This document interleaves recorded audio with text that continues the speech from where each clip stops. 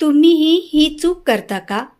पावसाळ्यात आजारी पडण्याचं एक मोठं कारण तुमच्या ताटात लपलेलं असू शकतं. जाणून घ्या कोणते पदार्थ या दिवसात टाळायला हवेत. रस्त्यावरील उघडे खाद्यपदार्थ. पावसाळ्यात जंतू आणि बॅक्टेरिया वाढण्याचा धोका जास्त असतो. त्यामुळे उघडे ठेवलेले पदार्थ खाणे टाळावे. जास्त तळलेले पदार्थ.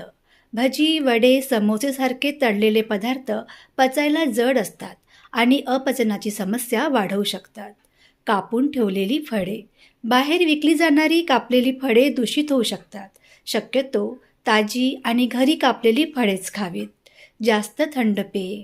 अतिशय थंड पेये किंवा बर्फाचे पदार्थ घसा खवखवणे आणि सर्दीचा धोका वाढवू शकतात.